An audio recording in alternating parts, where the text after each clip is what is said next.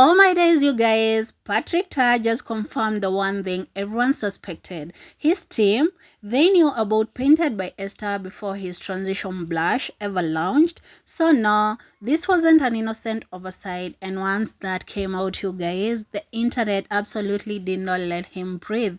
What started as backlash over a blush palette turned into one of the messiest conversations the beauty industry has had in years about credit, influence, and who actually gets paid when someone else's trends makes you rich. Patrick sat down for an interview to clear his name, but I think the damage was already done from the start, and of course, it backfired. And get this, he issued an apology that sounds like a completely different person wrote it, same day as the interview with Emma Grede. So, what finally cracked him? Let's explore this, guys. And thank you so much for your continued support so far. Continue to subscribe, and thanks so much for the love.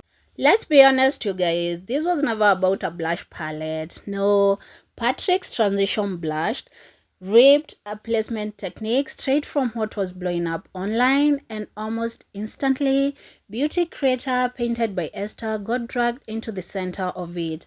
Not because she ever claimed she invented it. No, you guys. She has repeatedly said she never claimed ownership.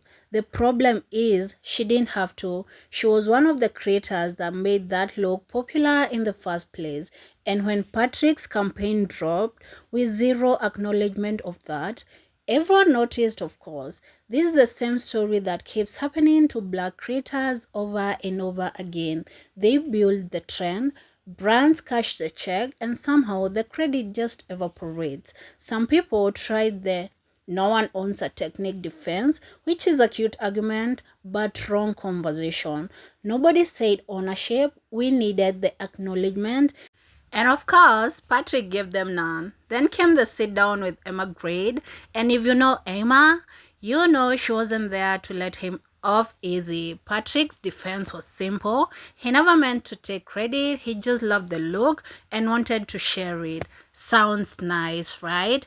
Except Emma wasn't interested in his intention. She wanted to know why an innocent launch caused this much damage. And that's when it got messy, you guys, because Patrick admitted out loud on record that his team already knew about Esther before the launch.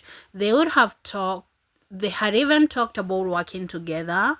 You guys, read that again. They had talked about working together.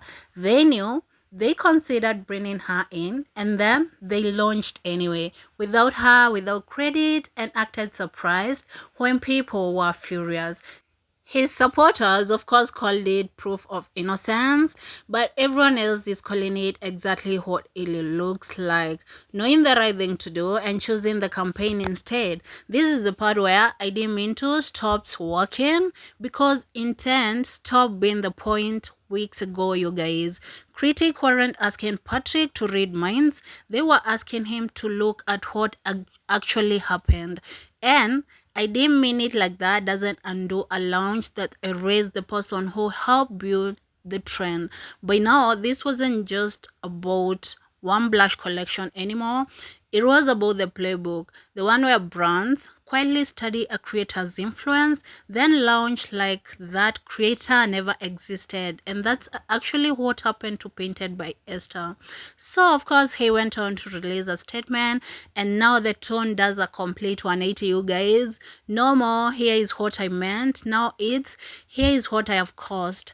He says he finally understands why Esther and everyone else saw this so differently. He apologizes for the hurt, and then comes the line that everyone has been quoting: impact matters more than intent.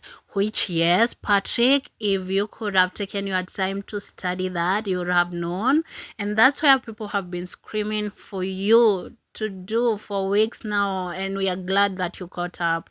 He also admits black creators have shared beauty culture forever without getting credit for it, which is also true. Also, something he could have acknowledged before the backlash forced his hands, not after. Here is my honest take, you guys. An apology only shows up once your brand is in damage control isn't really about understanding, it's about survival. Growth is great, of course, but conveniently discovering empathy right when sales might be at risk. That's not a redemption arc. That's a PR strategy with good editing. Patrick says he wants to do better. Support creators, learn from this. We will see. Words are cheap, receipts aren't. Social media is. Genuine accountability or a press release dressed up as growth. Drop it in the comment, and if you live for this kind of tea, guys, please continue supporting your girl Yura. I'll see you on the next one. Bye bye.